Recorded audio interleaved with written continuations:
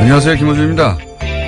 미국 정부의 일방적 통상 압박에 대해 국회 차원의 유감 표명 결의안 채택이 어제 무산됐습니다. 자유한국당이 미국의 보복에 대한 우려를 표명했기 때문인데요.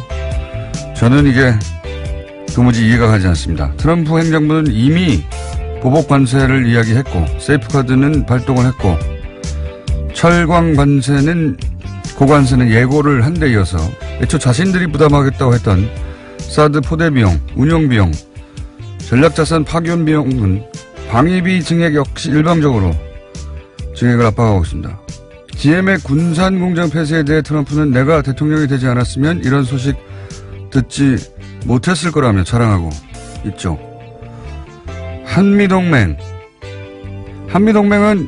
미국을 주저하게 만드는 우리 안전판이 되는 게 아니라 오히려 이렇게 일방적으로 압박해도 쟤네들은 꼼짝 못하겠지 하는 미국의 볼모가 되어 있습니다. 그리고 상대는 이미 한미동맹에 대한 존중 따위 안중에도 없고 대놓고 무역에서 동맹 아니라고 말하고 있는데, 거기에 우리도 보복 대응을 하자 이것도 아니고 우려와 유감을 표명하자는 것도 그것조차 못하고 있는 겁니다. 이유 없이 뺨을 맞아도 화를 내기는커녕 미국이니까, 또 때릴지 모르니까 그냥 가만히 있자. 이게 보수의 가치인가요? 그런 보수는 필요 없다. 김어준 생각이었습니다.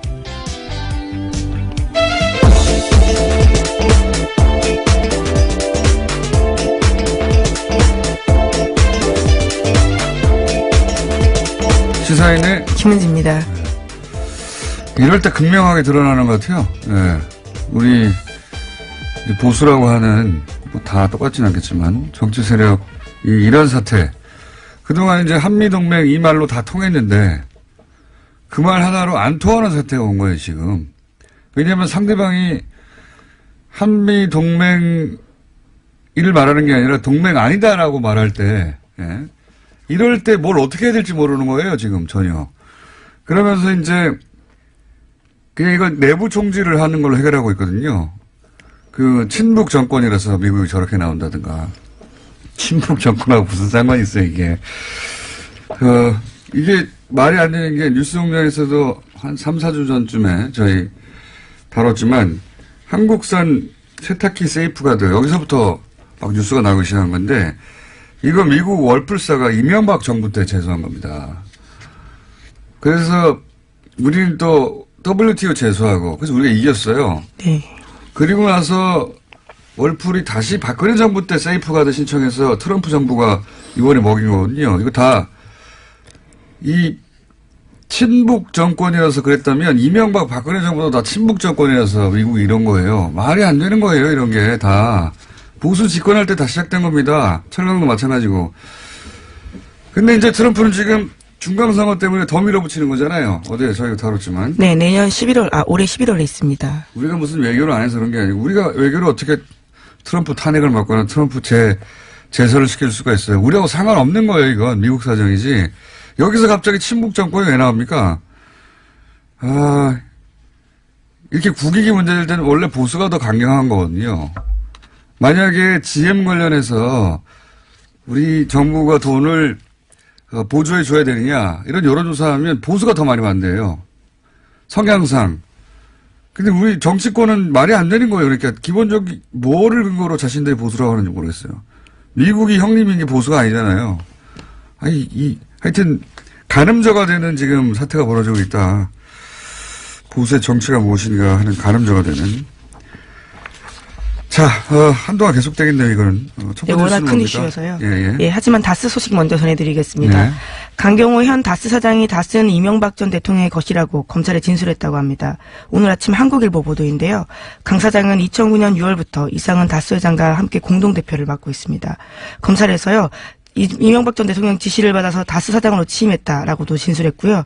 또 다스 사장 취임 이후에도 칠권이 전혀 없었고 인사 등 주요 사항은 이시영 씨가 지고 있었다라고 합니다. 죄송합니다.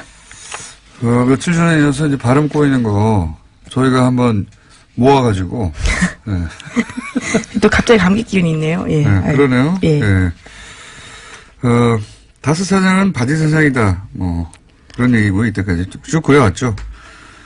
그리고 이제 계속 얘기하지만 뚝이 무너지고 예, 그 뚝을 버틸 힘이 없다는 걸 아는 순간부터 이제 각자 도생하는 것이고 이제 이명박 전 대통령 혼자 남았어요 사실상. 네, 그렇죠. 정말 혼자 남았습니다. 네. 김성우 전 사장도 그렇고요. 또 이동영 부사장도 다 진술을 하고 있습니다. 그리고 이제 검찰이 그 이병모 재산관리라고 저희가 계속 얘기했던 이병모 씨가 구속될 때 그 영장에 다스 실주주 이명박 이렇게 기재를 했어요. 우리가 뉴스공장에서 6개월 전부터 다스 누구 겁니까? 그 질문을 처음으로 시작해서 그리고 또 처음으로 검찰이 여기 답을 한 겁니다. 예, 실주주 이명박 이렇게 답을 한 것이고 예. 네, 검찰이 실소유주로 명시한 것은 이번이 처음이기 때문에 굉장히 의미 있는 일입니다. 그러니까 추정되는 이런 얘기 할 필요 없어요 이제. 사실 많은 언론들이 여전히 추정되는 일이라고 하는데 검찰이 여기다 썼다는 얘기는 자신 할 만큼 전직 대통령에 관련된 이야기인데 자신 할 만큼 수사가 끝났다는 얘기거든요. 네, 혐의 입증했다라는 뜻으로 보이는데요. 네, 이제 이명박 전 대통령은 정말 남았습니다. 그리고 이렇게 써가지고 구속됐잖아요. 네, 법원도 그렇게 판단한 거거든요 사실은. 예, 다시 혐의가 소명됐다라고 하고 있거든요. 이렇게 되면 이제 거슬러 올라가서 그 김경준 씨를 다시 생각해 봐야 됩니다. 김경준 씨가 지은 죄는 죄고 주가적 죄죠. 예. 이제 김경준 씨가 그 가운데 억울하다고 주장한 부분도 있거든요. 내가 죄인이면 이명박 전 대통령도 죄인이다. 근데 그 주장 중에 BBK 투자할 때 거슬러 올라가서 이게 언제적 얘기입니까? 28년 전 얘기입니다. BBK 투자할 때 18년 전이군요. 18년이 아니라. 190억 투자하는데, 30분 만에 결정됐다고 그러거든요. 근데 이제 그게 사연을 들어보면, 김경주 씨는 당시 다스의 김성우 사장을 처음 보는 사람이라고 했어요. 처음 보는 사람. 처음 보는 사람인데 가니까 돈 주더라. 이게 다 이명박 전 대통령이 다스의 실소유주니까 가능했던 거 아니냐, 이런 얘기 했단 말이죠. 그때부터. 물론 뭐, 지난 18년 동안 인정 안 됐죠, 이 주장은. 근데, 이렇게 되면, 이제 뭐가 연결되냐면, 이명박 전 대통령은 BBK 주가 조작의 주범이 되는 겁니다. 그렇죠. 그 돈은, 그 돈의 주인이 이명박 전 대통령이기 때문에, 그 주가 조작에 쓰인 돈도 역시 이명박 전 대통령의 허락이나 개입 없이는 쓸 수 없었던 거거든요. 제가 보기에 개인적으로 수많은 일들이 있지만 경제적 관점에서 가장 악질적인 범죄는 이 주가 조직이에요. 네, 김경준 씨는 그걸로 실형을 살았거든요. 꽤 오래 살았습니다. 10년 우리나라에서만 10년까지 살았고 내용적으로 보면 왜 악질적이라고 하냐면 액수는 이보다 큰 게 많죠. 4대 강도 그렇고. 근데 가장 악질적이라고 생각하는 게 이 BBK 사업은 실패했어요. 실패해서 손실을 보게 생겼어요. 그러면 사업하다 실패하면 거기서 끝나야 돼요. 근데 이때부터 한 일이 뭐냐면 본전이 너무 가까운 겁니다. 이명박 전 대통령의 본전 의식은 정말 어마어마하잖아요. 예? 다스 대납, 삼성의 대납, 돈 남은 거 미국 가서 받아오라고 그랬던 분이잖아요. 10억까지도 챙겼습니다. 챙기려고 했죠. 네. 네. 자기 돈이 아닌데, 준 건데, 남았는데, 그냥 그쪽에서 남아서 준 거면 받죠. 근데 그게 아니라, 끝까지 따져가지고. 어쨌든, 본전 의식이 어마어마한데, 이때 발동이 돼요. 주가 조작을 해서 본전만 찾은 게 아니라, 이때 돈을 벌려고 합니다, 돈을. 자기가 사업에 실패를 했어요. 그러면, 내가 실패했구나. 하고 손실을 보는 게 정상인데 여기서 이제 주가 조작에서 본전을 찾을 생각을 하는 정도가 아니라 돈을 남기려고 한 겁니다. 아예. 이거 상상이 사기를 이런 마인드는 상상하기 힘든 거거든요. 그렇게 해서 1000명한테 1000억 원 손해를 입히고 그런데 나중에 아마도 둘 사이에 분쟁이 생겨서 140억을 못 돌려받아서 여기까지 온 거거든요. 그때 욕심 때문에. 다 본인 욕심 때문이에요. 누구 탓할 사람이 없습니다. 대통령이어서 맡고 있었던 거고요. 예. 자, 다음 순요. 네, 이명박 정권 말에 당시 청와대가요, 이명박 전 대통령의 퇴임 시 계획을 문서로 만들었습니다.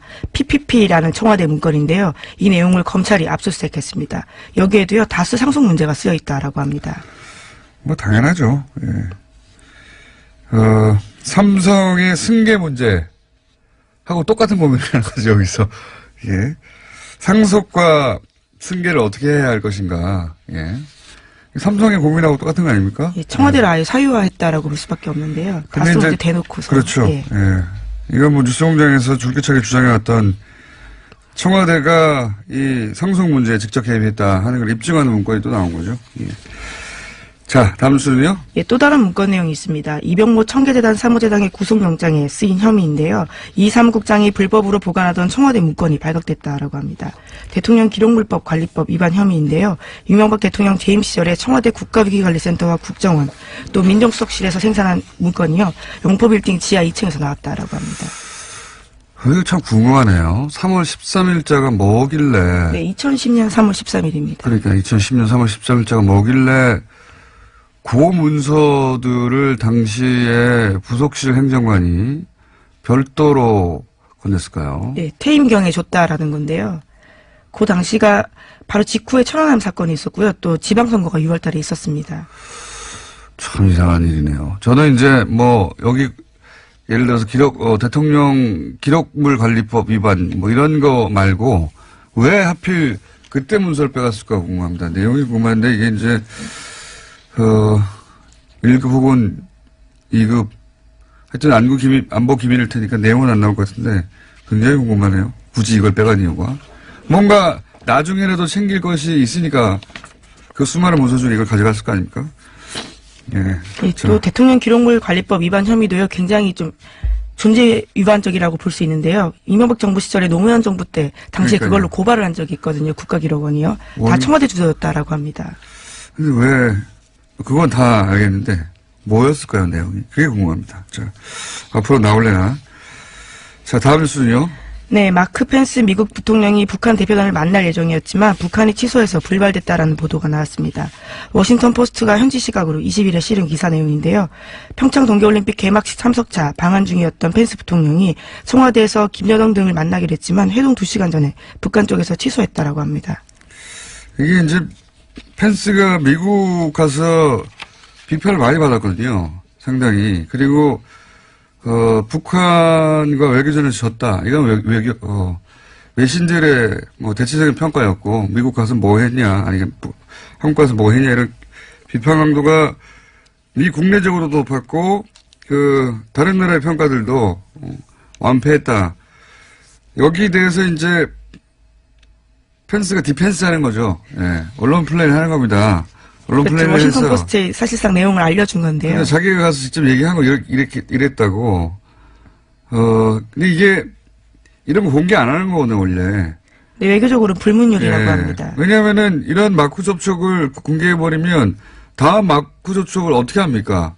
다 공개될 거라고 생각해서, 못하게 된단 말이죠. 그만큼 이제 비난을 많이 받았다는 얘기기도 하고 또 한편으로는 이거는 미국 특히 펜스 쪽에서의 디펜스일 뿐이다. 여기에는 굉장히 라임이 살아있네요. 펜스의 디펜스. 그러니까요. 한번 해보니까 괜찮아 계속 하는 거예요. 여기 우리나라 버전이 있을 수 있고요. 그리고 북한 버전이 있을 수 있습니다. 이건 미국 펜스의 디펜스 버전인 거예요. 예. 원래 동네에서 동네 사람들끼리 싸워도 각각 자기 입장이 완전히 갈려요. 그냥 미국의 펜스 입장을 일방적으로 기정사실할 필요는 없어요. 아, 이쪽에서는 이렇게 디펜스가 나오는 거구나. 그러는 거고요. 그리고 이제 이걸 기준으로 해도, 예, 북한이 취소한 이유가 펜스. 직전에 탈북자를 만나고. 그렇죠. 예. 펜스 부통령이 일부러 직전에 탈북자를 만나서 자국민을 고문하는 정권이다. 이렇게 말을 했거든요. 직전에. 이거 참 촌스럽게 얘기하는 거예요. 만약에 북한이 미국을 만나기 직전에 퀀타나모에서 나온 죄수를 만나가지고 고문당했어요? 이런 거 물어보고 고문당했죠. 미국도 고문하는 정권이라고 하고 이라크 가가지고 미군들이 성폭행했단 말이죠. 그 감옥에서. 그런 걸 굳이 그 사람들 불러서 피해자 가지고 얘기해봤어. 하면 이거 만나겠습니까? 예. 근데 그렇게 해서 굳이. 예. 잘한 거 하나도 없어요, 그쪽에서. 기왕에 이제 그 넘버2끼리 만나자고 하는 건데 이미 알고 왔다는 거잖아요. 더더욱이. 네, 이미 2주 전에 정해진 일정이라고 하는데요. 이와 관련해서는 워싱턴 포스트가 보도하고 있습니다. 그러니까요. 이건 뭐 저쪽의 일방적인 디펜스고 그 말을 다 맞다고 치더라도 참 촌스럽게 못했어요. 예. 굳이 이럴 필요가 없는데. 네, 위와 같은 소식이 알려지자 북한 노동신문도 관련된 내용을 냈는데요. 명색이 부통령이라고 하는 펜스가 체면도 다 집어던지고 조국을 반영한 쓰레기들을 만났다라는 식의 주장을 하고 있습니다. 뭐 북한은 또 북한 주장을 하겠죠. 예. 근데 우리는 입장을 낼 수가 없는 겁니다. 여기서. 네, 임종석 비서실장은 그에 대해서 입을 열고 있지 않은데요. 당연하죠. 이게 이제 뭔가 긴밀하고 내밀한 이야기들이 오갔을 거란 말이죠. 오갔는데 여기서 이제 미국의 펜스가 그러면 안 되는데 하도 몰리니까 국내에서 비난 여론이 있으니까 디펜스하고 나온 거예요. 관례를 깨고. 예, 펜스의 디펜스 여러 번 나옵니다.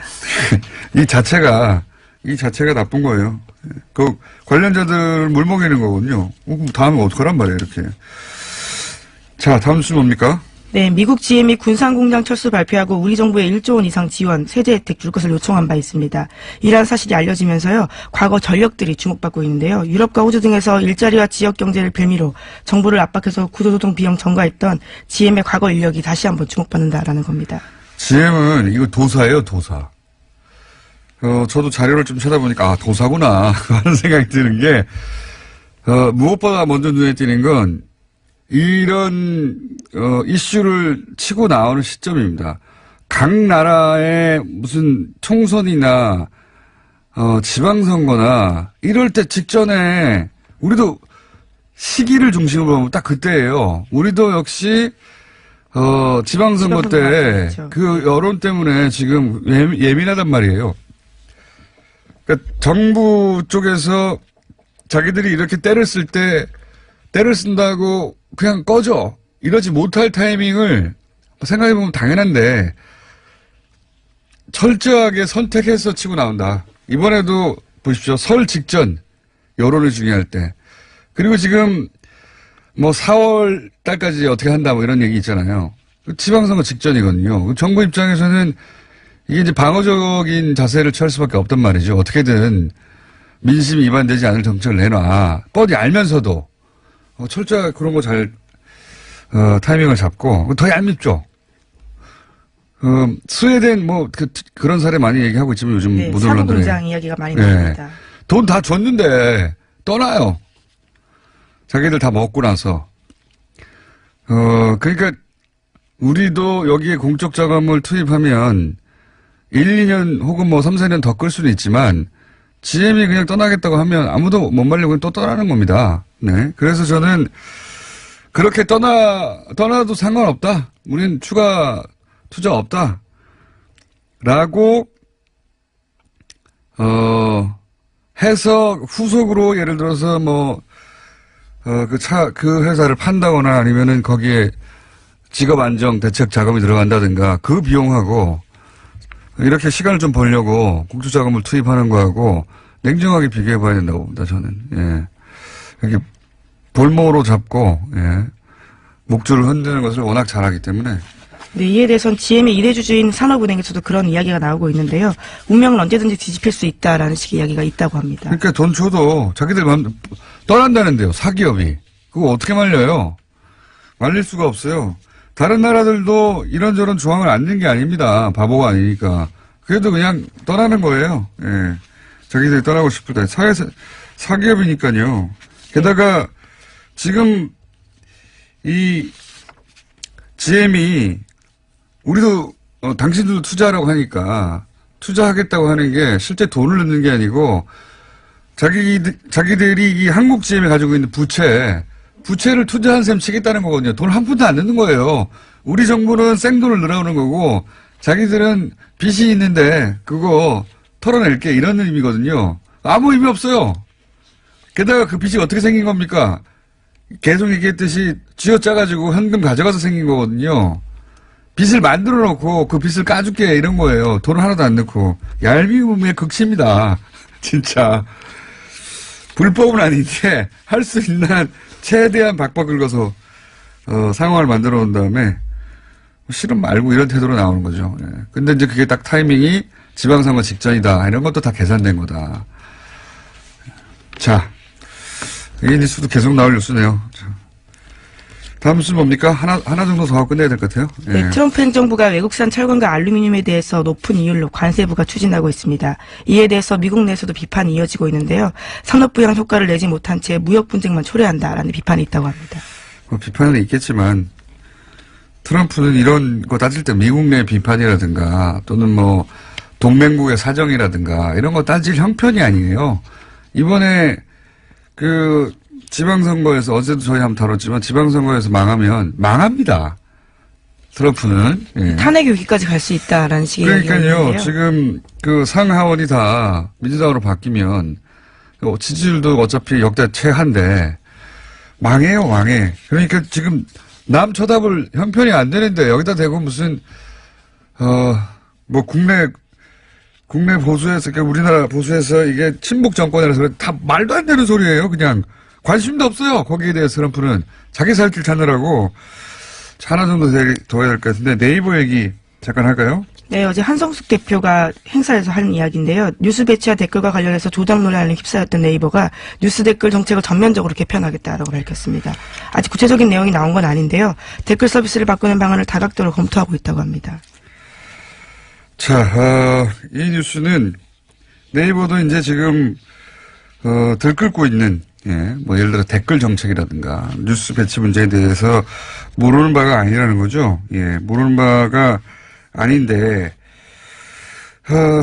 댓글에 대해서 매크로가 지금 작동하고 있다라고 하는 정황들에 대해서는 여러 차례 저희도 얘기했고 다른 뉴스에서도 조금씩 다룹니다. 근데 제가 자신 있게 말씀드리는데 다스는 누구 겁니까 할 때처럼 지금 네이버의 댓글은 매크로가 작동해서 만들어지는 겁니다.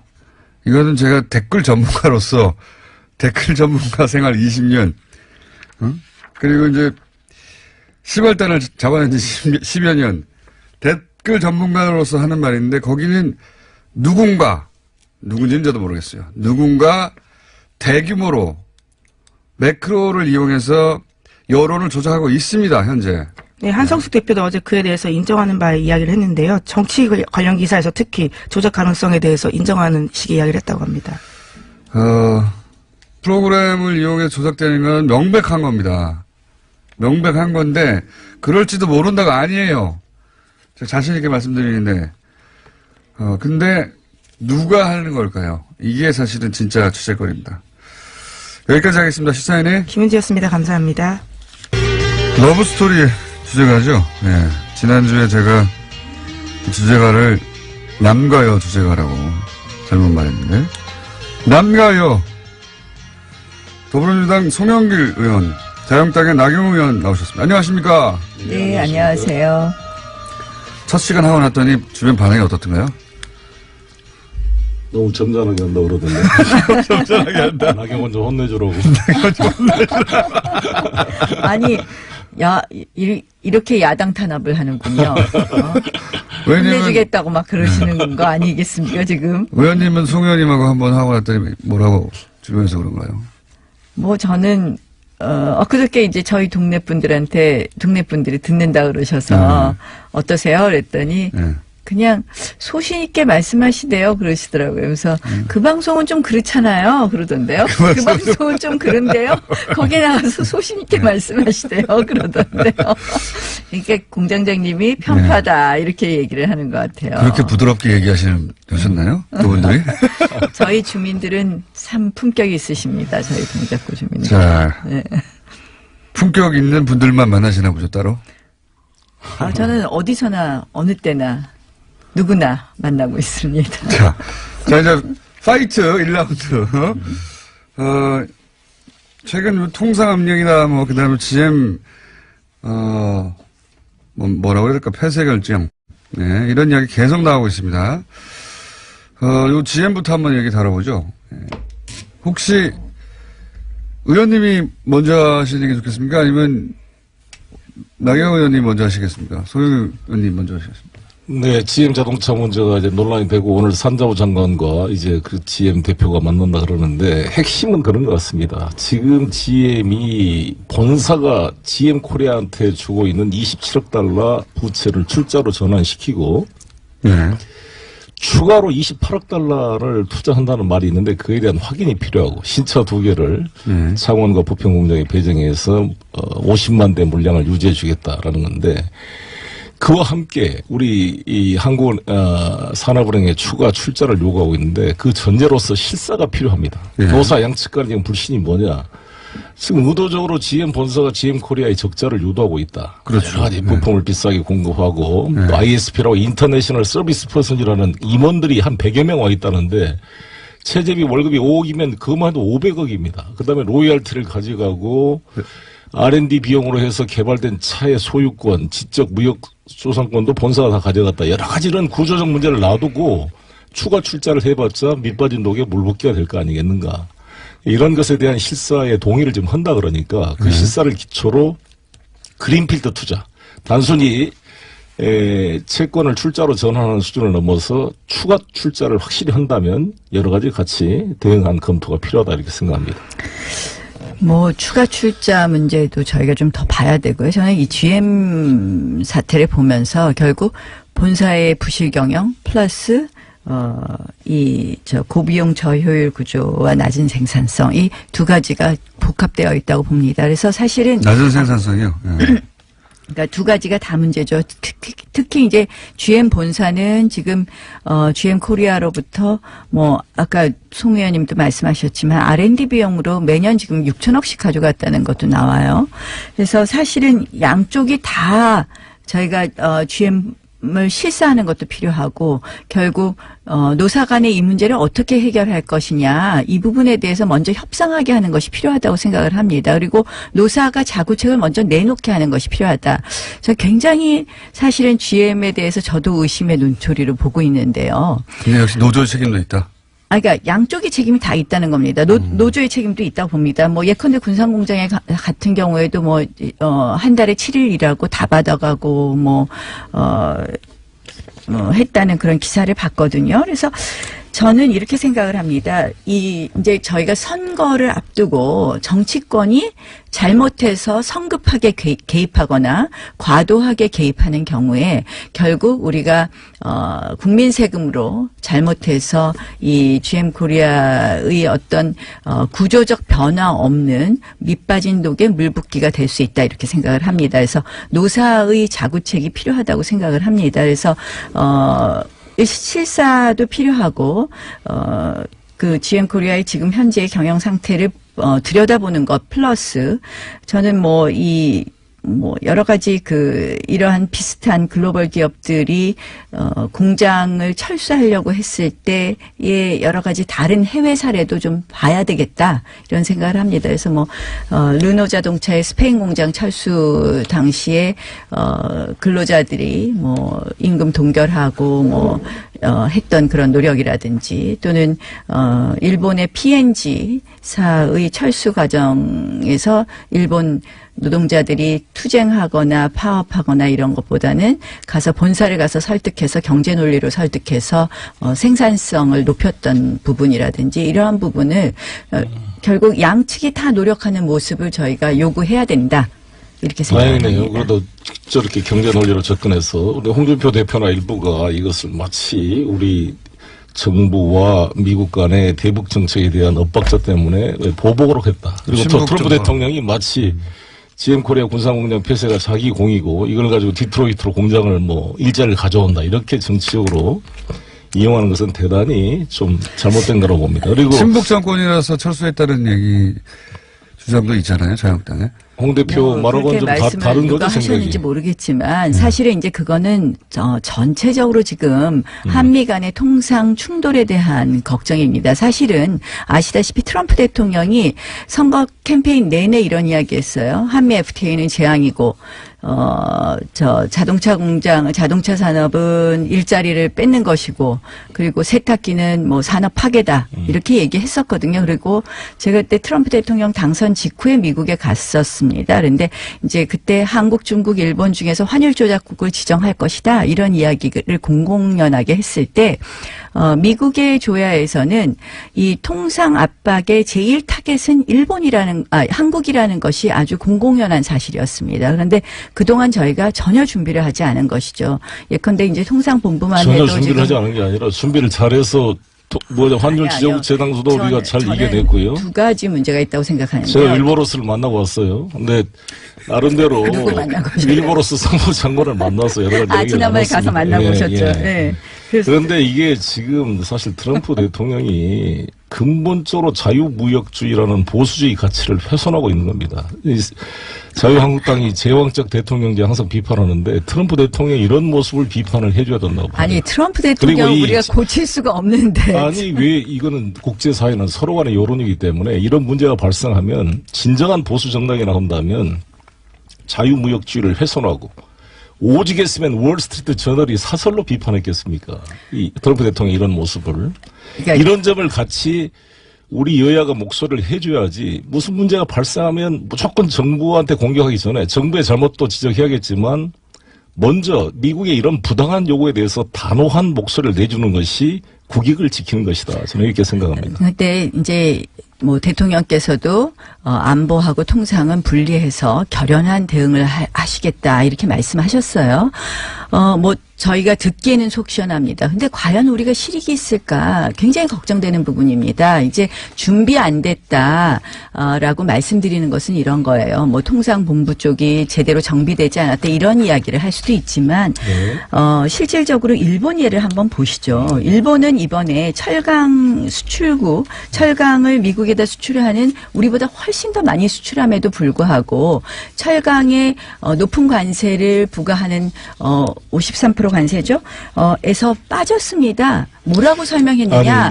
아니, 미국이 일본을 제외한 이유는 미국이 이제 철강 수입을 갖다가 높은 관세를 붙여서 규제하는 것의 이유가 철강 수입이 미국의 안보에 위협이 될 수 있다라는 이유를 하면서 그 12개국에 우리나라를 포함시키지 않았습니까? 근데 일본에 대해서 제외한 이유는 동맹국으로부터 철강을 수입하는 것은 안보에 위협이 되지 않는다 하면서 일본은 그 부분에 대해서 제외시켰습니다. 네, 그건 결국 뭐냐 우리가 필요한데요. 아니요. 확인해 보세요.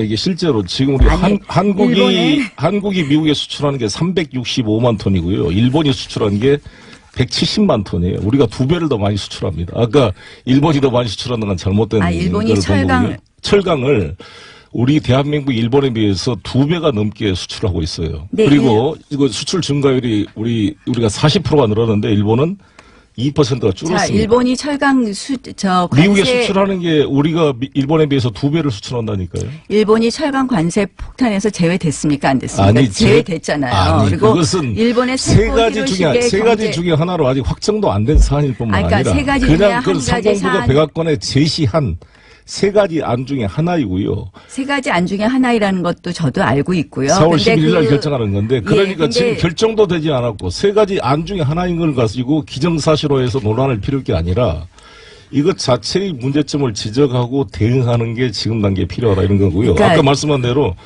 우리 한국은 일본에 비해서 365만 3,934톤을 수출하고 있어요. 그러니까 이게 일본에 비해 2배나 많을 뿐만 아니라 작년 대비 40%가 증가하고 있고 중국 우리가 제품을 50만 톤 정도를 수입해서 우리가 그쪽에 수출한 문제 때문에 논란이 되고 있는 것이지. 그것도 왜 논란이 되고 일본은 빠지고 한국은 들어갔냐 이것이 무슨 정치 외교적인 실패다 이렇게만 일본의 세코 히로시게 경제 산업상이 그렇게 발표하신 거 읽어보셨습니까? 세코 히로시게 만나봤어요. 아니 근데 이걸로 통화하셨습니까? 자꾸 만나봤다는 얘기 하시지 말고 제가 말씀드리는 것은요. 일본이 만나봤어요? 이걸로 서로 싸우잖아요.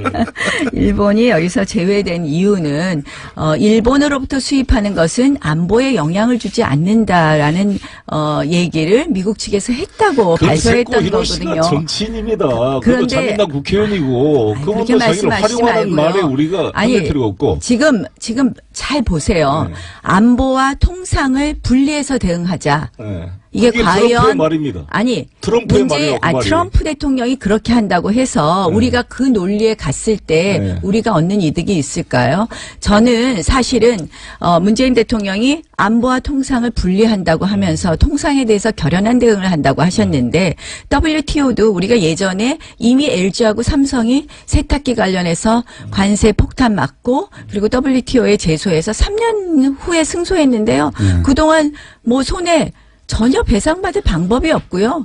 미국이 그다음에 지키지도 않아요. WTO의 결정을. 그런데 지금 우리가 WTO에 제소하고 한다고 해서 사실상 실익이 없다는 거 잘 알고 계실 겁니다. 2002년도에 물론 그 조치를 승소한 사례가 있고요. 아니 제가 말씀드린 건 승소한 사례가 없다는 것이 아니라 그러한 조치를 할 수밖에 없는 것도 어느 부분 일정 부분 이해되는 부분도 있습니다. 그러나 중요한 것은 이러한 결연한 대응이 문제를 해결하는 방법은 아니다라는 것이죠. 문제를 해결하는 것은 양측이 같이 돼야 되는 겁니다. 그러니까 결연한 대응 안보와- 자세와 함께 또한 협력과 근데 사실은 협상이 안보의 양쪽으로 필요한 것이고요. 엇박자가 결국은 통상에 있어서도 이러한 안타까운 결과를 전혀 더욱 그렇게 생각하지 촉진하고 않습니다. 있다라는 예를 것을 들어서 저는 강조하는 GM 코리아 겁니다. 문제도 호주나 영국의 오펠 다 우리가 철수했는데 영국과 호주가 미국의 강력한 안보 문제고 안보에 대해서 이견이 없음에도 불구하고 그들의 논리로 철수하는 것입니다. 이건 GM 코리아 얘기고요. 그러니까 지금 GM 코리아도 마찬가지고. 미국의 통상 압박을 말씀을 통상 드리는 압박의 겁니다. 문제도. 결국은 미국의 통상 압박 문제가 통상 저희가 압박은 안보에 오히려 있어서 엇박자를 11월에 하니까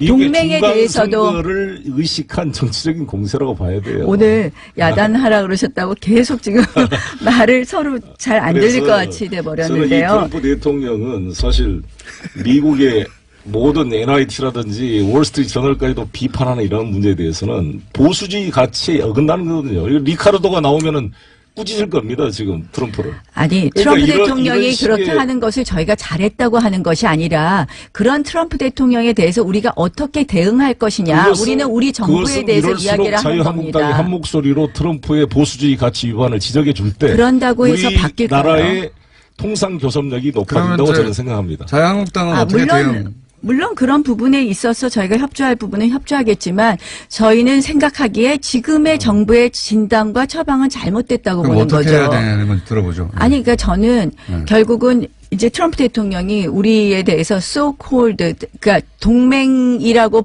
소위 동맹이라고 불리는 한국 이런 식으로 그건 표현을 한국뿐만 했어요. 아니라 근데 so-called ally는 다 포함됐어요. 재팬도 포함되고 다 포함되는 아니, 말입니다.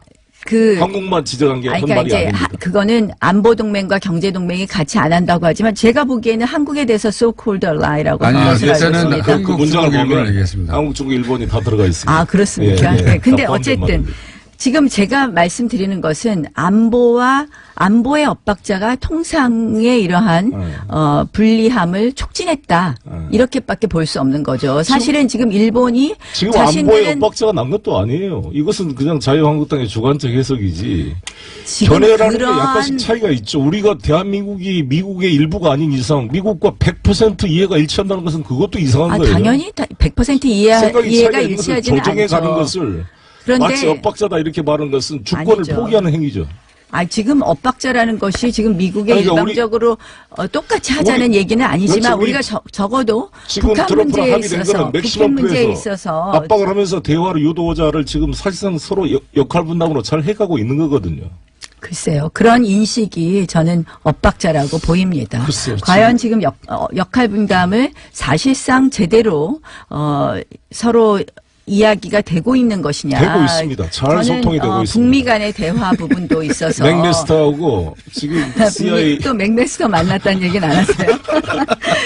여당 되면 많이 만나거든요. 근데 북미 대화도, 이게 북미 대화를 이제 억지로 추진하다가 일어난 여러 가지 사건부터 시작해서 아닙니다. 미국 결국은 정부에서 이제 포스트에서 다 북한 측 지금- 만나기로 합의를 해왔다는 거 아닙니까? 지금 북한하고의 북한 측이 왜 깼겠습니까 결국? 그렇죠.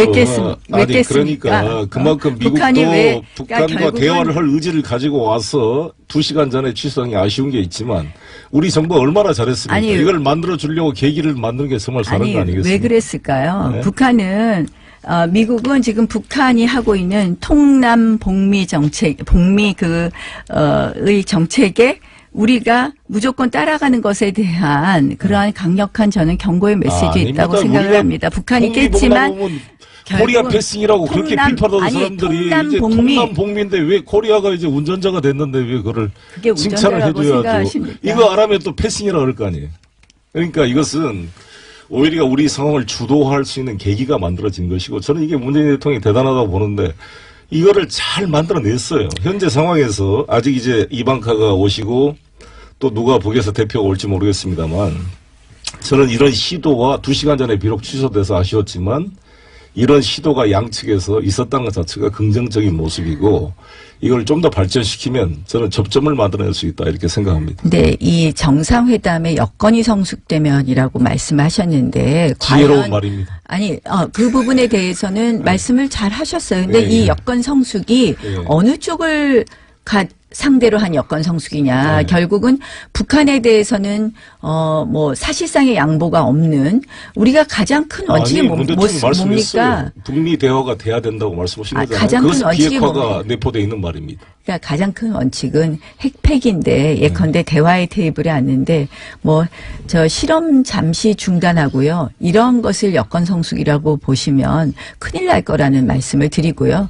결국 미국이 저는 펜스 부통령 측에서 이러한 북미 대화가 북한의 반대로 북한이 무산시킨 것으로 깨졌다 하는 것을 알려준 이유, 그것을 사실상 밝힌 이유는 앞으로 여건 성숙에 있어서의 우리의 원칙은 확실한 핵폐기이다라는 것을 메시지를 주려고 했던 것 아닌가 하는 생각을 워싱턴 합니다. 포스트가 취재해서 말한 것이고요. 그것은 펜스가 그동안 너무 비시사적으로 좀 속 좁게 행동했다에 대한 비판을 물타기 하려고 저는 나온 면이 또 있다고 봅니다. 어찌됐건 중요한 것은 지금 전쟁으로 이 문제를 해결할 수 없는 이상 대화를 해야 되는데 대화의 조건을 어떻게 만드느냐 일종의 삿바 싸움의 과정이거든요. 이 과정을 잘 중재해서 한쪽으로는 북핵 경제 병진 노선이 불가능하다. 비핵화로 가지 않는 이상 남북 대화 이게 안 된다는 것을 아주 부드럽고 간접적으로 양측에 다 문재인 대통령이 제시한 거잖아요. 여건 성숙과 우물가에 숭늉 찾지 말자. 이 두 가지 비유가 정확하게 균형된 모습으로 문 대통령께서 지혜롭게 말씀했다고 보거든요. 이 내용을 어떻게 이제 잘 조정해낼 것인가. 잠시 저는 졸 뻔했습니다.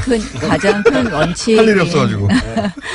비핵화 부분, 핵폐기 부분에 대한 그 원칙을 잊지 않기를 좀 바라고요. 저는 송 의원님처럼 말씀하시면 지금 이제 끝부분에 대해서는 제가 걱정이 없는데 사실은 이 정부가 대화를 추진하면서 대화를 추진하면서 핵폐기 부분을 갖다 잊어버릴까 하는 거고요. 결국은 안보하고 통상 문제에 있어서 제가 계속 말씀하는 게 한미 간에 계속해서 엇박자가 나는 부분이 있거든요. 지금 말씀은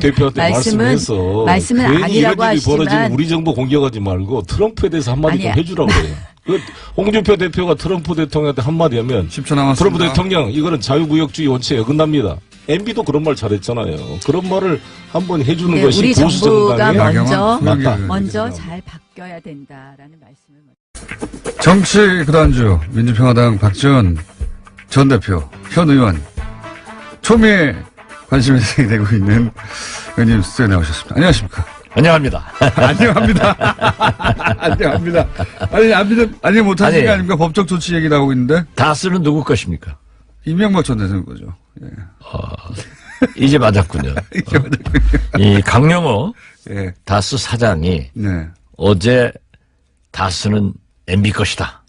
이렇게 검찰에 진술했다는 보도가 있습니다. 그렇습니다. 네. 그래 맞았어요. 일생 처음으로 맞힌 겁니다. 일생 처음으로 맞힌 겁니다. 자, 그러면은 제가 거꾸로 질문드리겠습니다. 안철수 전 대표가 주적 발언을 했습니까? 안 했습니까? 저는 모릅니다. 저는 모릅니다. 아니, 했다고 말씀하셨어요. 남경필, 안철수, 두 분이 만난 사실을. 만난 거는 사실인 것 같아요. 그 자체는 부인하지 않는 거 보니까. 그런데 그 일자를 또 저를 고발하면서 뭐 특정했더라고요. 저는 그 일자를 특정한 것은 아니고. 그렇죠. 그 두 분으로부터 들은 분이 예. 믿을 수 있는 분이 예. 사회적 지위가 확실한 분이 예. 저에게 그 두 분의 대화 내용을 설명해 준 거예요. 그러니까 이제 명예훼손 많이 당해보셨으니까 아실 거 아닙니까? 어떻게 네. 하면은 승소하는지. 그렇죠. 그런데 아직 안철수 대표는 그런 면에서 네. 여러 면에서 좀 부족하지만 아주 많이 부족한 것 같아요. 그리고 서울시장을 꿈꾸면서 네. 그런 거 가지고 법적 대응하고 고발한다고 하면은 만약 서울시장 당선될 리도 없지만은 당선되더라도 서울시민 매일 법적 조치 고발하다가 끝날 거예요.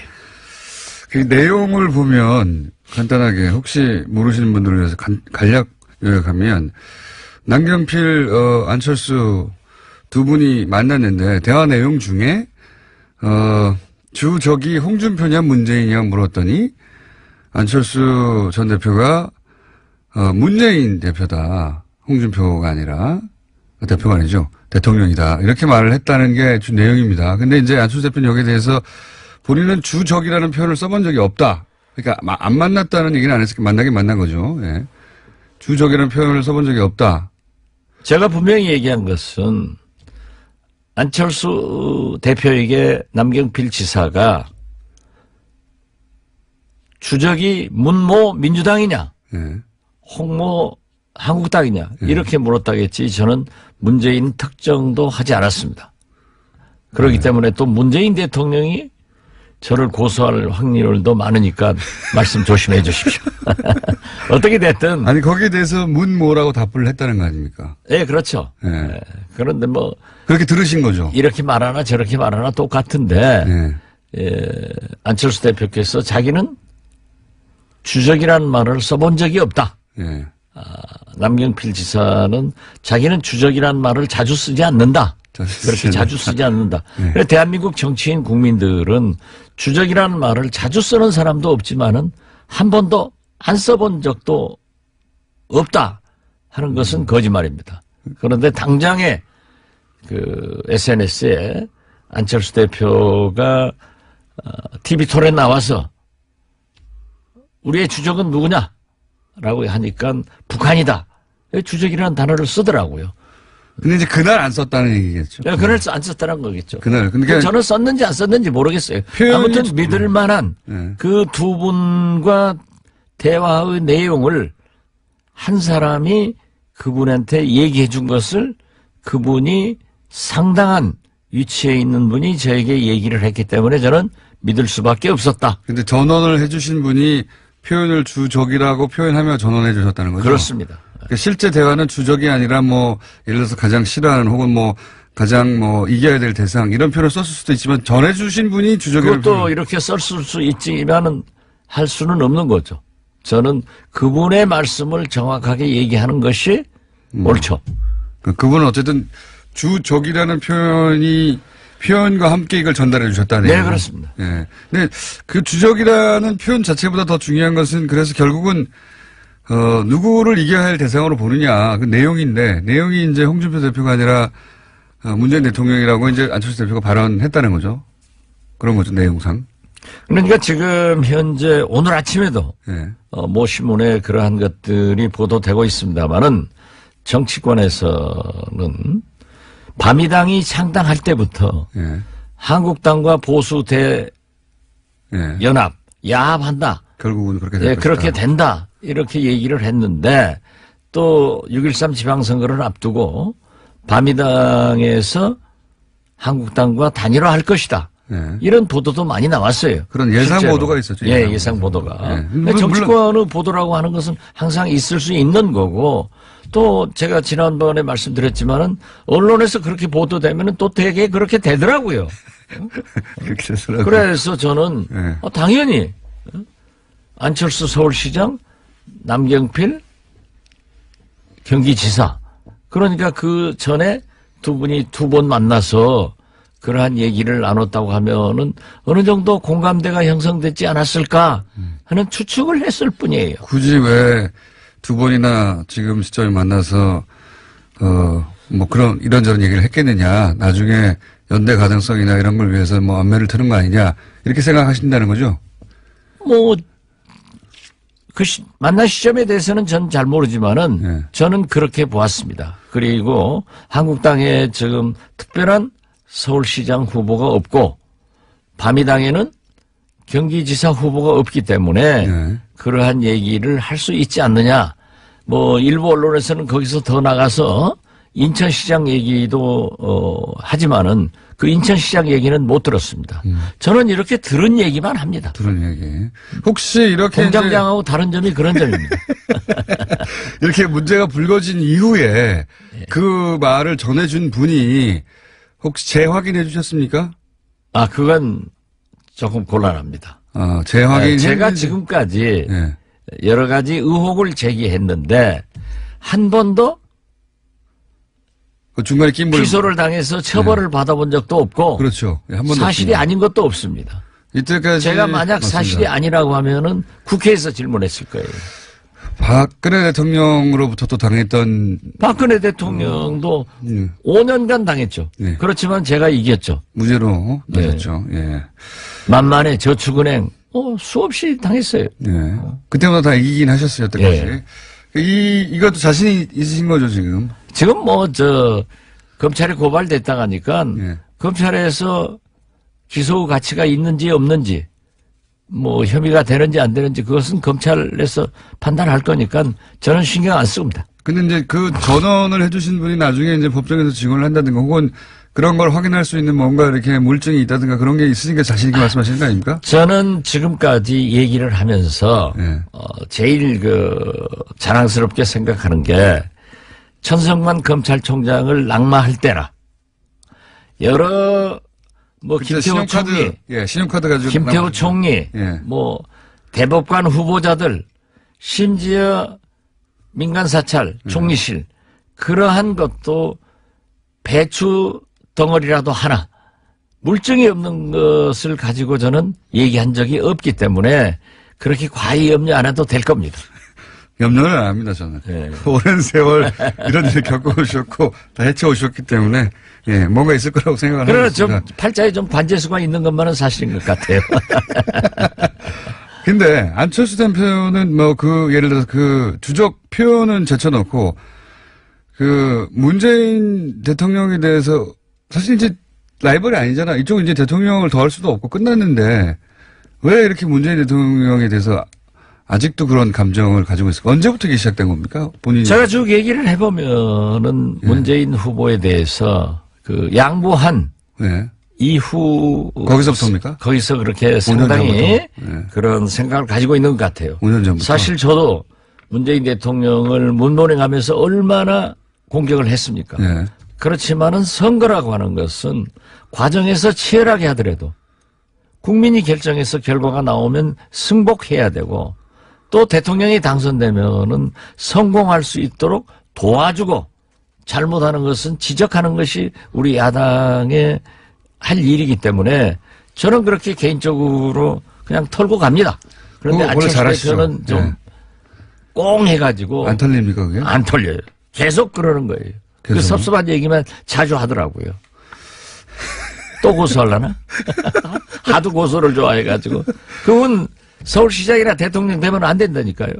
국민들 자꾸 고소하면 되겠어요? 국민들은 고소하겠습니까? 안 하겠죠. 그러니까 이제 어쨌든 내용상으로는 그렇기 때문에 여전히 보수 대연합이 어떤 식으로든 있긴 있을 것이라고 생각 계속 하시는 거고요, 그죠? 저는 그렇게 보고 있습니다. 하여튼 그리고 사실 서울시장, 경기도지사를 바미당과 네. 한국당이 단일화하면은 결코 민주당도 쉽게 봐서는 안 된다. 또 민주당 측 인사들하고 얘기를 해보면은 거기도 그러한 것에 대해서 이미 알고 있고 어느 정도 대비를 하고 있다. 그런데 지금 민주당은 너무 자신을 하는 것 같아요. 선거는 오만하면 집니다. 항상 하시는 말씀이죠. 네. 예. 그러니까 경기도에서는 남경필 도지사로 사실상의 단일화를 하고 후보를 안 내기 때문에 다른 후보들을 야당 쪽에서 그러니까 바미당은 후보를 안 내고 자유한국당 후보인 남경필 지사만 나가고 서울시장에서는 또 자유한국당이 안 내고 안철수, 예를 들면 안철수 대표가 바미당 대표로 나가고 이렇게 해서 사실상의 1대1 구도가 되면 쉽지 않다 이런 말씀이신 거죠? 그렇습니다. 예. 어쨌든 표가 몰릴 테니까 한쪽으로. 네. 그리고 지금 그렇게- 보수의 반격이 만만치 않거든요. 예, 그렇죠. 저는 지금 이렇게 보는데 평창 예. 동계올림픽이 끝나면은 예. 엄청난 저항들이 일어날 거예요. 그렇겠죠. 선거가 이제 임박했으니까요. 예, 아니 임박한 것도 임박하지만은 저는 수십자 얘기를 했습니다만은 민생 경제가 녹록지 않습니다. 아주 어렵습니다. 거기다가 최저임금, 비정규직 정규직화, 네. 노동시간 단축 이런 것들이 실제로 민생 경제에 막대한 영향을 주고 있고 일자리 창출이 전혀 되지 않고 있거든요. 그렇기 때문에 상당한 보십시오. 또 통상 압력으로 대기업도 어려움에 처하게 되면은 어떻게 될 것인가. 그렇죠. 미국의 일방적인 통상 압력도 그렇고 하여튼 경제적으로 압박도 올 것이고 이제 이걸 안보 문제하고 뒤섞어서 한미동맹이 잘 안 된다는 이제 뭐 공격도 이미 있기 시작했고요. 예. 쉽지 않은 상황이 될 거라고 저도 생각합니다. 그러면 홍준표 대표는 어떻게 됩니까? 지금 지방선거 이후에 홍준표 대표의 입지가 흔들릴 것이다. 뭐 이미 흔들려고 하는 시도는 있죠. 그래서 중진회의 어쩌고저쩌고 하면서. 제가 자꾸 얘기지만 홍준표 대표는 녹록한 분 아니라니까요. 물론이죠. 거기를 이렇게 좀 보다가는 큰 코다칩니다. 그 한국당 중진회의들 하자고 그러니까 홍준표 대표가 중진이 난데 내가 누구하고 회의하냐 해서 어젠가 보니까는 김성태 한국당 원내대표하고 했는데 중진들이 말을 못했더라고요. 예. 그냥 홍준표 눈치 슬슬 보고. 보통 사람이 아니에요. 그러면 홍준표 대표가 이렇게 버티고 있는데 지방선거 이후에 그 사실은 보수 대연합이나 정계 개편이나 어떤 식으로든지 움직임은 홍준표 대표가 아웃된 이유를 상정하는 건데 그 자리를 이제 바미당의 안철수, 유승민 이분들이 차지하려고 하는 건데 이게 쉽게 될까요? 또 홍준표 대표가 아웃돼서 꼭 된다 이렇게도 볼 수 없을 겁니다. 왜냐하면은 지방선거에서 의외로 네. 선전을 한다고 하면은 한국당이 네. 한다고 하면은 그 압력이 있죠. 당선된 우리도 한국당과 함께 하겠다 했을 때는 홍준표 대표도 또 끌어들여 가지고 그 안에서 싸워가야겠다 하는 전략의 수정도 할 수 있기 때문에 아무튼 좀 복잡해질 겁니다. 알겠습니다. 어쨌든 지방선거 이후에는 하여튼 뭔가 대파란 혹은 뭐 대정계 개편이 일기 일어날 것 같다 이런 네, 말씀이시죠? 큰 신호판이 생길 것 같아요. 큰 판이 생길 것이다. 예. 대선 때보다 더 큰 판이 생길 수도 있겠습니다. 완전. 그래도 뭐 대선이 더 크죠. 이 박주현, 이상동, 장전숙 세 분 출당은 언제쯤 이루어질까요? 출당이 아예 안 이루어질 수도 있는 거 아닙니까? 세 분? 지금 비례대표? 현재는 좀 난감합니다. 네. 유승민 대표도 유승민 대표도 입장을 바꾼 것 같고. 박주선 공동대표도 비례대표 정의하는 법안에 서명을 하고 네. 또 그 전에는 꼭 해줘야 한다. 네. 그리고 유승민 대표는 특히 정치인이 한번 말을 뱉으면 지켜야 된다. 네. 이렇게 했지만은 또 화장실 다녀와서 네. 마음이 바뀌어가지고 네. 지금은 좀 출당을 안 하는 안 하는 것으로 되고 네. 있습니다. 그러면은 이 세 분은 바미당 소속이지만 지금 다 민평당 쪽에 모임에 참여하고 있지 않습니까? 거기는 안 가고. 그렇습니다. 그러니까 국회 사무처에서도 사실은 일이에요. 교섭단체를 등록할 때 예. 같은 당 의원이더라도 예. 서명 날인하게 돼 있거든요. 그렇죠. 그 서명 날인하라고 하는 것은 본인의 동의를 직접 구해라 예. 하는 거예요. 그런데 서명 날인을 하지 않았습니다. 그게 제가 세고 원내대표 3번 하면서 해봤기 때문에 예. 그렇게 해서 서명 날인 하지 말라 안 했는데 그 국회법 해설서에 예. 서명 날인 하지 않더라도 같은 당 소속이면 교섭단체로 본다 예. 해서 바미당 국회의원은 30명이다 하고 사무처에서 얘기를 했지만 그것은 국회법을 편의적으로 해설해서 사무처의 해설서이지 법은 아니에요. 그렇죠. 그래서 유권에서 우리가 한 거죠. 가처분도 한번 신청해 볼 필요성이 있고 네. 또 헌법재판소에 제소도 한번 해볼 만하다 하는 것을 검토하고 있습니다. 그러니까 이제 당적은 거기지만 교섭단체로 포함돼서 같이 움직이지는 않겠다. 그렇죠. 예. 처음 듣는 일입니다. 처음 듣는 일. 그리고 본인은 출마하십니까? 본인이 누구예요? 대표님이요. 저요? 예. 아직 결정 안 했습니다. 아직도 안 하셨어요? 예. 여러 가지 상황이 좀 있고, 예. 제가 작년 7, 8월부터 전라남북도, 광주, 예. 특히 전남을 샅샅이 돌아다녔지만은 여러 가지를 보고 느꼈습니다. 그러나 그때도 그랬고 지금도 그렇고 아직 정치적 상황이나 제 주변 정리가 안 됐기 때문에 전남지사를 출마하겠다라는 공식 선언을 하지 않았는데 이제 와서 새삼스럽게 한다 안 한다 얘기는 하지 못하고 예. 그냥 좀 고민스럽게 쳐다보고 있습니다. 바미당과 자유당처럼 민주당하고 전남지사를 예를 들어서 딜을 한다든가 그런 가능성도 있지 않습니까? 전남지사 하나를 가지고 얘기하는 게 아니라 예. 만약에 바미당과 예. 한국당이 그렇게 간다고 하면은 우리 민평당과 민주당도 한번 생각해 볼 만한 문제가 있지 않느냐 하는 얘기들을 책임 있는 지도부에서는 얘기를 하고 있지 않지만은 예. 그 의원들 간에 예. 335 그런 의견을 나누는 것은 사실입니다. 저쪽에 저렇게 나온다면 우리도 그렇게 하자. 예. 예. 뭐 저쪽에 저렇게 하는데 우리라고 가만히 있을 수는 없지 않느냐 뭐 이런 이야기. 그렇습니다. 만약 문제의 관건은 서울시장과 경기도지사 아니에요? 예. 또 인천시장까지 수도권의 인구의 절반이 살고 있기 때문에 예. 그리고 항상 우리는 서울시장 중심으로 모든 걸 바라보지 않잖아요. 예. 눈이 와도 서울에 눈이 와야 문제가 되는 거지 지방에 눈이 오면은 그냥 9시 뉴스도 한번 말하고 지나가요. 비도 오도 그렇고. 그러니까 서울시장이 문제인데 서울시장이 만약에 그런 식으로 만들어 우리 진보 개혁 세력에서 분열이 돼 있고 예. 또 저 보수 세력에서는 뭉쳐가지고 있다고 하면은 다시 한번 생각해 볼 만한 여지가 있다. 이렇게 생각합니다. 예. 하긴 근데 지금까지 주장해왔던 다당제하고도 맞지 않는 거죠. 이거는. 그렇죠. 예. 그러니까 그럼, 바미당이 지금 안철수 대표가 주적 발언이 아픈 게 아니고 예. 지금까지 줄곧 주장해왔던 다당제를 또 주장해왔던 한국당하고는 절대 함께하지 않는다. 당신들은 청산의 대상이고 극복의 대상이다. 이렇게 했던 분들이 단일화 소리가 나오니까 그게 아픈 거예요.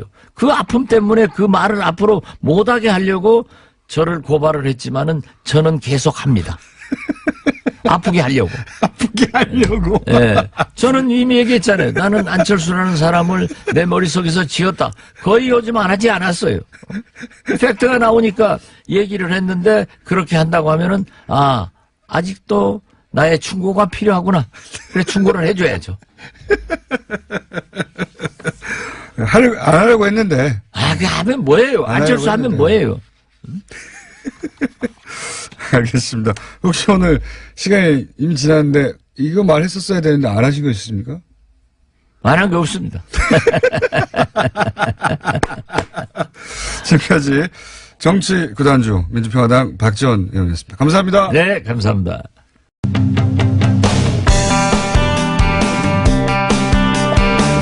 그것마저 알려주마. 네. 리얼미터 권수정 씨가 나오셨습니다. 안녕하십니까? 안녕하십니까? 자, 대통령 지지율, 올림픽 끝나가면 올라갈 거라고 말씀하셨는데, 어떻습니까? 예, 많은 분들이 미국의 거센 통상 압력이라든지 GM이 철수 위협을 계속 하고 있죠. 이러한 부분들 때문에 보합세 아니면 떨어지리라고 예상을 했을 텐데요. 제가 숫자부터 먼저 불러드리겠습니다. 문재인 대통령의 긍정평가 지지율이 3.1%포인트 상승한 66.2% 나왔고요. 네. 부정평가는 20.6%포인트 하락한 28.9%가 나왔습니다. 더불어민주당이 6주 만에 50%대를 회복했습니다. 상당폭 올랐는데요. 4.6%포인트 상승한 50.5%. 반면 야사당은 일제히 나란히 좀 하락세를 보였는데요. 자유한국당의 이 한 주 만에 20%선 아래로 하락을 해서 1.8%포인트 하락한 19%, 바른미래당이 창당 한 주 만에 한 자릿수로 떨어졌습니다. 모든 지역과 개청에서 하락했는데요. 주중집계로는 3.1%포인트 하락을 해서 7.4%가 나왔습니다. 이건 많이 떨어졌네요. 예, 특히 21일에는, 그러니까 어제죠. 일간 집계로 6.5%가 나왔고요. 정의당이 4.9%, 민주평화당이 0.5%포인트 하락한 2.9%가 나왔습니다. 그렇군요. 대통령이 65% 넘은 게 좀 오랜만 아닙니까, 이게? 네, 5주 만이죠. 지난 3주 동안 63%대, 그러니까 60%대 초중반에서 계속 3주 동안 이어졌는데요. 평양, 평창 나올 때부터 떨어지기 시작한 건데, 이게. 맞습니다. 예. 근데 이제 설 연휴를 지나고, 그리고 올림픽에 있어서 이제 여러 가지 금메달. 그러니까 대통령이 금메달 딴 거 아닌데. 예, 영향이 있을 거로, 조금 이따 설명을 드릴 텐데요. 영향이 있으려고 보입니다. 예. 그건 좀 웃기긴 합니다, 항상. 네. 이게 뭐 역대 항상 그렇긴 했어요. 대통령이 네네. 딴 게 아닌데. 네네. 월드컵 경기 이기면 지지율 올라가고 뭐 이런 거. 잠깐 설명을 드리면은 올림픽 효과라는 것이 여기 여론조사 전문가들이 많이 분석을 하고 있습니다. MB 때 2008년 베이징 올림픽이 있었죠. 네. 그때 무려 8월 2주차 리얼미터 기준으로 6.9%포인트가 상승했습니다. 그때 기억하실지 모르겠지만 쇠고기 파동 오히려 상당히 많이 5월 그렇게 치면은 많이 오른 것도 아니네요. 네. 그 DJ 같은 경우도 이제 2002년 월드컵 때. 예. 뭐 아들 문제라든지 상당 부분도 그때 겹쳐 있었는데 또 상당폭 상승을 했었고요. 그 대부분 이제 여론조사 전문가들 같은 경우는 그러니까 금메달을 따고 축전 날리고 뭐 이렇게 접촉을 하는 나라가 잘 되는 기분이 드는 거죠. 뭐 국가에 대한 자긍심, 애국심 이런 부분들이 국정에 대한 어떤 호의성 그런 부분들이 상승되는 부분들. 다른 여론조사 기관에서는 뭐 대통령 지지율 70%를 계속 유지했지만 리얼미터 기준으로는 60% 초중반이었다가 오랜만에 60% 중반으로. 네, 리얼미터가 좀 박합니다. 박한데 66%로 60% 중반으로 상승을 했습니다. 네. 그 중에서 이제 바른미래당이 이렇게 많이 떨어진 거는 좀 의외네요. 왜냐하면 대통령이나 더불어민주당은 지금 지지율이 떨어져서 크게 눈이 안 띌 만큼 넉넉하지만 여기는 좀만 떨어지면 한 자릿수로 왔다 갔다 하기 때문에. 네, 리얼미터 같은 경우는 바른미래당이 창당의 움직임이 있을 때부터 이른바 잠재정당 지지율이라고 해서 한 4, 5주간 조사를 했었는데요. 그때도 한 번을 제외하고는 전부 다 10% 선을 유지를 했고 또 10% 초중반에 나왔었는데요.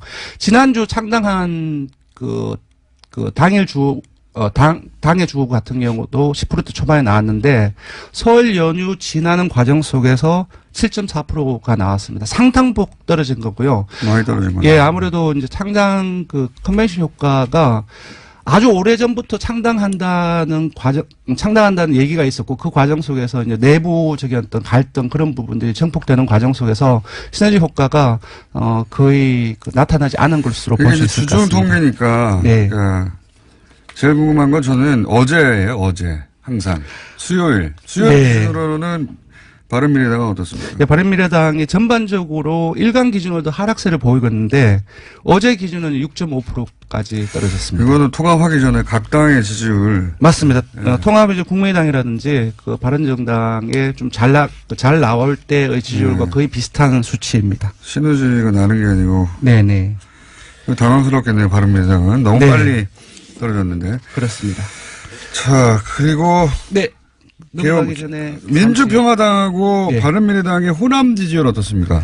호남만 따로. 여기는 이제 호남에서 지금 경쟁하고 있으니까. 예, 아무래도 서로 경쟁 정당이다 보니 호남 쪽에서 관심이 있을 수 있는데요. 지금 보면은 바른미래당이 4.9%가 나왔고요. 호남에서요? 그렇습니다. 민주평화당이 7.6%가 나왔습니다. 호남에서는 뒤집어져 있네요. 둘 다 한 자릿수이긴 하지만 워낙 지지율이 낮은 속에서의 그 폭도를 보면 상당폭 차이가 난다고 할 수 있고요. 광주 전라에서는 기본적으로 설 연휴 지나면서 민주당으로 결집이 상당히 좀 지속되고 있다. 66%가 나왔습니다. 민주당 같은 경우는. 알겠습니다. 네. 바른미래당이 적어도 호남에서 민주평화당과 경쟁한다고 말하기에는 지금 아무래도 추세가 나쁘네요. 예, 아마 계속 가는 과정 속에서 좀 이러한 지지율 양상이 계속 지속되지 않을까 그렇게 예상을 합니다. 조사 기간은요? 예. 이번 주는 TBS 의뢰로 이번 주 19일부터 21일까지 전국 19세 이상 1,504명을 대상으로 했습니다. 유무선 전화면접 자동도 혼용 방식으로 실시했고 표본 수출은 95% 신뢰 수준 플러스 마이너스 2.5%포인트, 응답률은 5.7%였습니다. 알겠습니다. 자, 오늘 그것마저 알려주마는 이제 GM 정부 지원이네요. 예. 상당한 논란이 되고 있습니다. 근데 저는 네. 이거 이제 듣기 전에 원래 이런 건 보수가 더 싫어하는 거예요.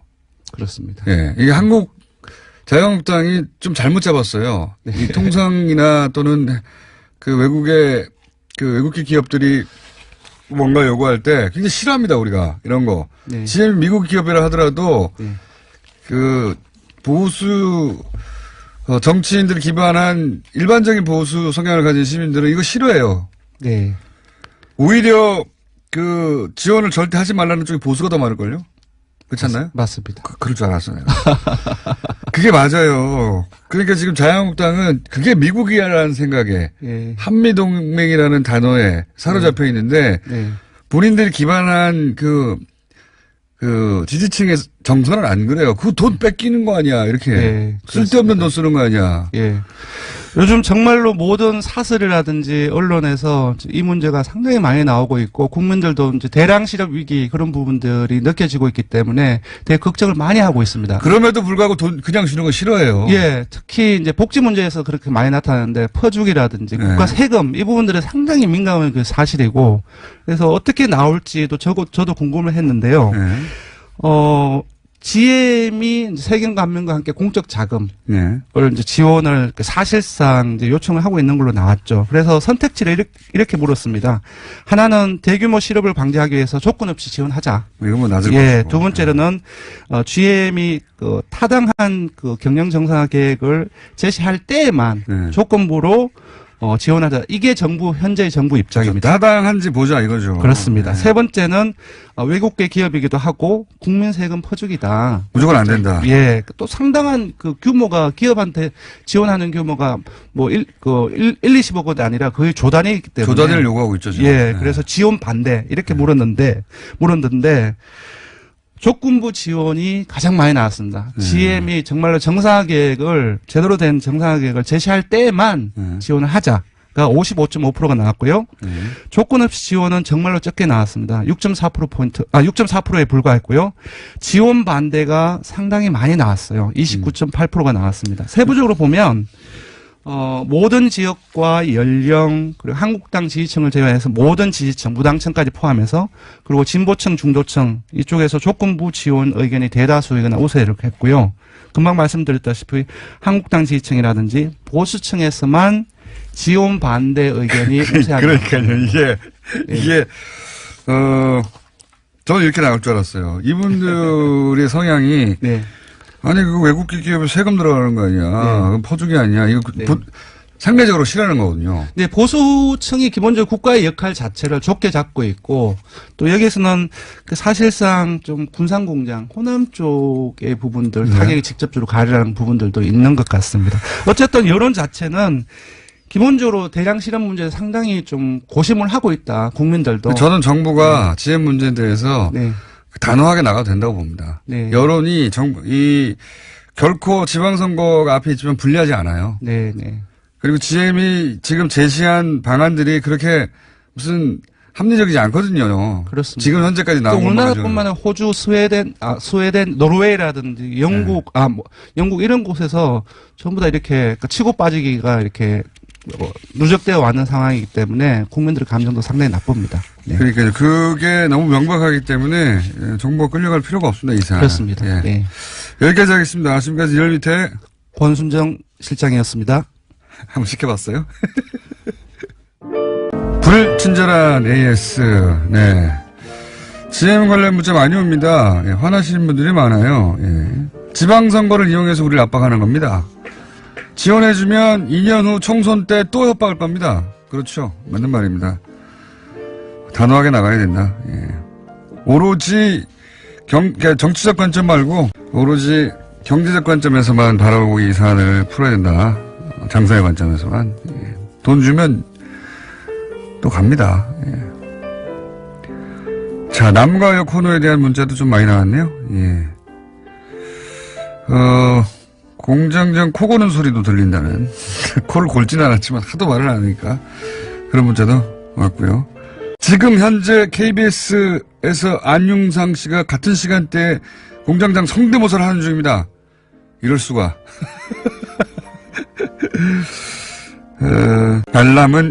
제 알람은 뉴스공장입니다.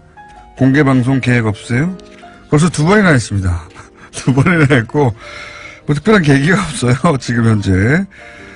그런 계획이 생기면 저희가 알려드릴게요. 자, 여기까지 하겠습니다.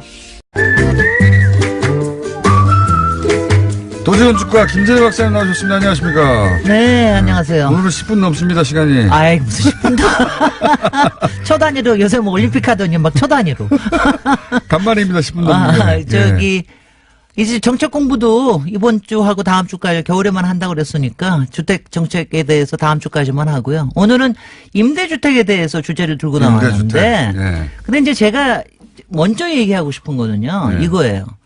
그러니까 우리가 항상 주택 문제 뭐 운운하고 얘기를 하면은 항상 뭐 얼마큼 많이 지어야 되느냐, 주택 보급률이 문제냐, 뭐 재건축 언제 할 거냐, 네. 집값은 오르느냐, 뭐 뭐 이런 얘기를 주로 했는데 사실은 이제 거기에서 주로 빠져 있던 게 사실 임대주택에 관련된 거예요. 네. 근데 임대주택이 얼마나 중요한 거냐 하면은 우리나라가 지금 자기 주택 보유율이 얼마나 될 것 같으세요?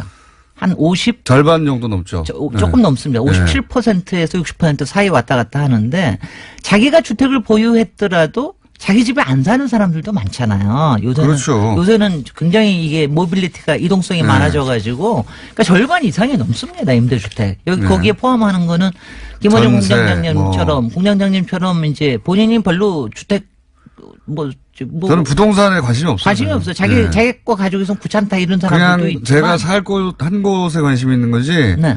거기 시세도 관심 없고. 시세는 관심이 좀 있어야지. 왜냐하면 아니, 일단 시세에 따라서 이제 전세 값도 많이 달라지고 그러니까. 아니 제가 만약에 그 집을 가지고 예를 들어서 뭐 이익을 남기거나 네. 또는 뭐 빨리 팔아야 되겠다거나 아니면 뭐 더 이 부동산 장사를 해서 더 큰 데로 가야지 이런 인식이 있을지 모르겠는데 네. 저는 왜 그래요, 근데? 제가 그냥 궁금해서 물어보는 거예요. 왜냐면 워낙 잘 벌어서?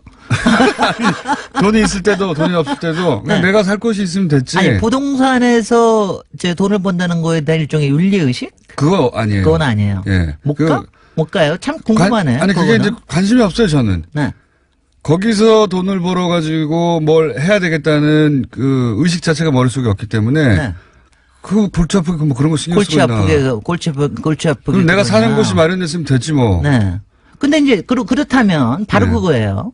그러니까 50% 솔직히는 50% 이상이 임대주택에 살 겁니다. 실제적으로. 네. 근데 그 사람들이 지금 공장장 마음대로만 되면 되는 거예요. 그건 뭐 내가 살 곳만 있고 네. 그러면 더 너무 오르지만 않고, 그리고 내가 좀 살고 싶을 때까지 살게만 되면은 좋겠다. 그래서 이제, 우리 요새 얘기하는 임대주택에 대한 뭐 렌트 컨트롤이라든가 이런 게 이제 굉장히 중요해지고 그러는데. 사람들이 이 아파트나 이런 시세 에너지를 너무 많이 쓰더라고요. 글쎄 말이죠. 근데 저는 이제 그 에너지를 제가 않습니다. 이 짧은 시간에 좀 얘기하고 싶은 거는 뭐냐면은 우리나라의 주택 정책이 사실은 이제는 굉장히 사는 거에 대해서 사는 게 아니라 사는 거, 그러니까 임대주택에 대해서 굉장히 관심을 기울일 사실은 때가 이미 지났습니다. 근데 지났죠. 우리 정말 지났습니다. 왜냐하면 제가 우리나라 주택 정책을 배우면서 제가 한심한 거는 뭐냐면은 우리나라 주택 정책이라는 게 사실은 뭐 박정희 정부 때부터 시작됐는데 그때부터 계속해서 주택 건설만 했거든요. 박정희. 근데 주택 건설을 왜 했겠습니까? 왜 했겠습니까? 그때는 모자라서 했겠다는 거는 적이고 네. 그거 해야 삥땅을 할 수가 있거든요. 솔직히. 왜냐하면 제가 굉장히 네. 화가 그 관점에서 말하면 그 말이 돌아보면서 정답이죠. 맨날 저기 네. 하는 건 뭐냐면은 왜 이명박 대통령이 임기 시절에 했던 모든 프로젝트들이 네. 거기에서 뭔가가 이익인 수익 모델이 되기 때문에 한 거 아니에요. 이명박 대통령이 한 일은 그 이익을 누가 가져가지 하는 관점에서 보면 네. 다 이해가 됩니다. 글쎄요. 근데 왜냐하면 우리가 애초에 잘못 끼운 게 뭐냐 하면은 그러니까 주택이라고 공급이라고 하는 게 사실은 주택 복지나 주택 우리의 삶의 질을 얼마나 올리느냐에서 시작한 게 아니라 장사를 되게 하느냐 여기서부터 시작을 한 거거든요. 그러니까 얼만큼 팔리게 하고 그러니까 이제 모든 에너지들이 분양주택으로 한 겁니다. 건설 경기 얘기하고. 건설 경기하고 주택 산업 건설 산업 얘기하고. 맞아요. 부동산 관련해서 내가 어떻게 그 집에서 살 것인가 이런 얘기 한지 해본 적이 없어요. 해본 적이 없어요. 그러니까 얼마나 한심하냐면 우리나라의 주택건설 촉진법이 70년대에 만들어졌는데 임대주택에 대한 건 그것보다도 10년 늦게 만들어졌습니다. 그리고 실제적으로 공공이 짓는 임대주택이라는 거를 처음으로 법을 만든 거는 2003년 DJ 정부 시절이에요. 그러니까 30년이 지나서 겨우 공공에서 임대주택을 만든다는 걸 생각을 한 거예요. 돈을 그렇게 벌었으면서. 이제 이게 어느 만큼 차이가 나느냐 하면은요. 그러니까 영국 같은 경우가 이제 우리하고 많이 비교가 되는 게 영국은 45년 전쟁이 끝나자마자 가장 많이 투여한 데가 공공임대주택입니다. 그러니까 이제 영국 같은 경우는 공공임대주택을 하도 많이 지어서 문제가 돼가지고 나중에 이제 대처 시절에 공공임대주택을 분양으로 바꿉니다. 근데 이제 우리는 공공임대주택이요. 그러니까 공공이 갖고 있는 임대주택이 지금 몇 퍼센트나 될 것 같으세요? 50% 이상이 사는데 몇 퍼센트나 될 것 같으세요? 글쎄요. 아직도 두 자릿수가 안 됩니다. 두 자리가 10%도 안 돼요? 두 자리가 안 됩니다. 그러니까 저희가 맨날 얘기하는 게 공공임대가 15% 정도가 되면 굉장히 안정적으로 될 수 있고 저소득층도 조금 안정적으로 갈 수가 있다라고 하는 게 이제 우리 보통의 이론인데 이게 그래서 그렇게 많이 지었는데 왜 이렇게 늘어나지는 않죠? 좀 늘어나긴 늘어났어요. 옛날에는 한 100만이었다. 요새 한 200만 정도 늘어났는데 왜 이렇게 줄어드느냐라고 하고 왜 이렇게 비율은 줄어드느냐 하고 보니까 우리는요, 임대주택이 다 분양 대비 임대주택이 너무 많아요. 그러니까 10년 하다가 분양하고, 길어봤자 30년 하다가 분양으로 바꾸고, 이게 너무 많아요. 그러니까, 근데 여기에서 이른바 영구 임대주택이라는, 그러니까 항상 임대주택으로 할 수 있는 이런 게 좀 더 많아져야 되는데, 그거는 숫자가 하나도 안 늘어요. 그거는 저는 이런 것 같아요. 그러니까, 제가 왜 아파트에 살거나 집을, 내가 들어가 살고 있으면 되지 하고 관심을 끈지 잠깐 생각해 봤더니, 네. 예를 들어서 이때까지 우리 문화는 부동산을 자산으로 보고, 네. 경제적 가치로 보고, 그래서 시세 얘기하고, 네. 그리고 그 아파트에 들어가야 자기 삶이 성공하는 것처럼 광고도 엄청나게 때리죠. 수십 년간 받아왔잖아요. 그러니까 거의 세뇌 수준입니다. 그러니까 집이라는 게 내가 사는 곳 또는 내가 평생 삶을 이루는 곳 그런 공간이라는 개념이 머릿속에 없고 내 신분하고 연결되고 내 재산하고 연결되니까 임대하면 못 사는 것 같은 거예요. 글쎄 말이에요. 그것 때문에 그런 것 같습니다. 그게 확실히 그래서 이제 이거를 좀 바꾸려고 그러면은. 문화의 문제, 문화. 그러니까 공공임대에 대한 것도 그렇고, 그 다음에 굉장히 중요한 게 아니, 이제. 죽을 때 집 다 뽀개가지고. 글쎄 말이에요. 관에 넣고 가는 것도 거기에 아닌데. 묶여가지고. 네. 잘 살지도 못하고 맨날 이자 내려고 바쁘고, 이것도 그래서. 그 다음에 나머지는 민간의 임대가 좀 안정적으로, 그러니까 살고 싶은 때 살고 싶은 만큼 살고, 너무 오르는 걱정하지 마. 요거를 안전하게 만드는 거에 굉장히 많이 투입을 해야 되는데. 임대 솔직히 제가 이제 이거 얘기하면은, 이제 김현미 장관도 나중에 얘기 듣고 그럴 텐데, 김현미 장관이나 문재인 정부에서 상당히 그쪽 부분을 생각을 하면서도, 아직은 그렇게 용감하게 하지 못해요. 왜냐하면 이제 앞에 있는 이 관념이 워낙 크고. 그러니까 이건 전 국민의 인식을 바꿔야 되는 거죠. 근데 이제 그 부분을 많이 바꿔서 제가 오늘 얘기하는 뜻도. 네.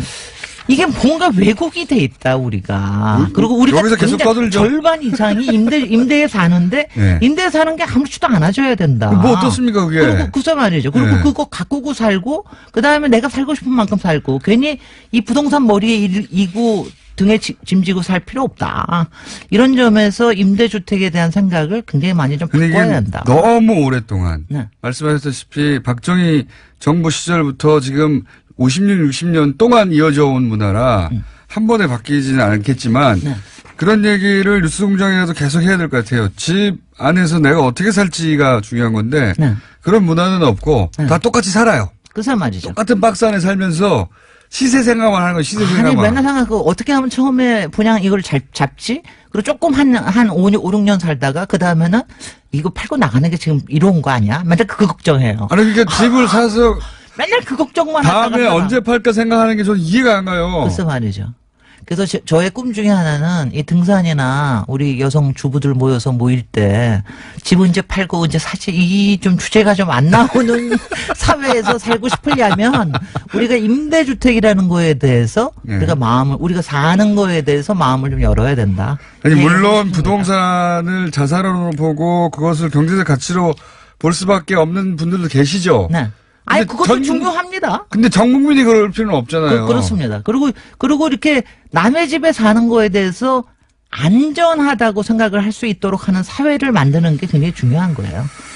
그래서 집이 우리 사회에서 너무 중요한 뭐랄까요, 비즈니스 모델처럼 집이 아니고 비즈니스 모델이에요. 이게. 그래서 말이죠. 예, 비즈니스 모델처럼 여겨지다 보니까 집을 생각할 때면 스트레스부터 받는 거예요. 맞아요. 즐거움이 생겨야 되는데. 그래서 이거 제가 뭐 시간이 있으면 나중에 네덜란드 얘기도 해드리고 그럴 텐데 네덜란드 같은 데가 보통 이렇게 자기 집 가시는 거에 비해서는 민간 임대에 사는 거를 아주 당연스럽게 여기면서 정책을 피거든요. 네. 그러니까 그런 게 그렇게 되면 집이 참 굉장히 많이 좋아질 수가 있는 건데 그렇게 좀 가는 방향으로 해보고 저는 문재인 정부가 조금 그 점에서 조금 더 건투해줬으면 좋겠다는 생각을 합니다. 이게 문화적인 인식을 바꾸는 거라서 네. 예.